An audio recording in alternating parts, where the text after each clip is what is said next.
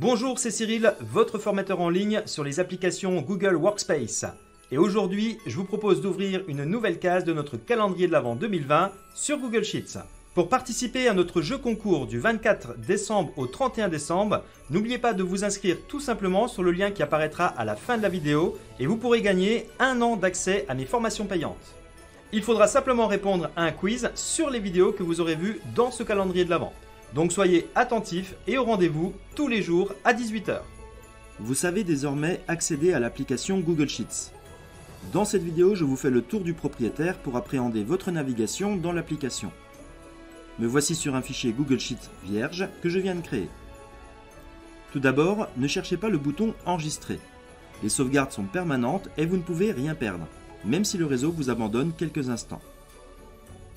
La bonne pratique est donc de renommer votre fichier en ajoutant un titre dans ce champ, par exemple mon tableur Sheets.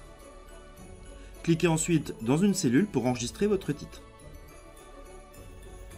Avec l'étoile, vous pouvez tout de suite l'ajouter à vos documents suivis, accessibles dans le menu de Drive.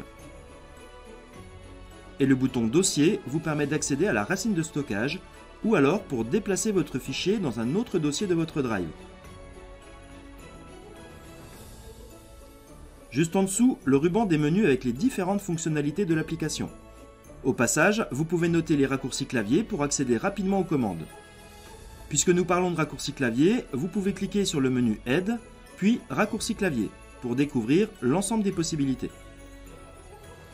Juste en dessous, la barre d'action rapide, qui n'est pas personnalisable, mais qui s'actualise en fonction de votre sélection. Dans le panneau principal, vous retrouvez le tableur avec ses lignes et ses colonnes.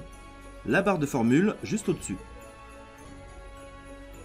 En bas, la possibilité d'ajouter des feuilles au classeur avec le bouton plus. Un menu d'accès rapide pour sélectionner l'une des feuilles du classeur, pratique si vous avez de nombreux onglets. Notez au passage que le nombre de feuilles acceptées est de 200 pour un total de 5 millions de cellules. Il est donc important de supprimer les lignes et les colonnes non utilisées dans chaque feuille du classeur pour éviter d'atteindre ces limites qui risquent d'alourdir et donc de ralentir inutilement votre fichier. En haut à droite, votre photo de profil qui affiche au survol votre email afin de vérifier que vous êtes bien connecté avec votre compte Google. Le bouton Partager qui donne accès aux paramètres de partage pour ajuster les droits ou ajouter de nouveaux collaborateurs. Juste à côté, le bouton de commentaire où seront archivées toutes les discussions déposées par les collaborateurs sur ce fichier. Au passage, c'est également ici que vous pouvez régler les notifications du fichier par rapport aux événements, c'est-à-dire les commentaires. Je ne parle pas ici des notifications en cas de modification. Ce bouton permet d'afficher le tableau de bord des activités, qui permet aux propriétaires et éditeurs de consulter le nombre de connexions et le temps passé par les autres utilisateurs du fichier. Chaque utilisateur peut décider d'afficher ou non cette statistique. Nous le verrons en détail dans une autre vidéo.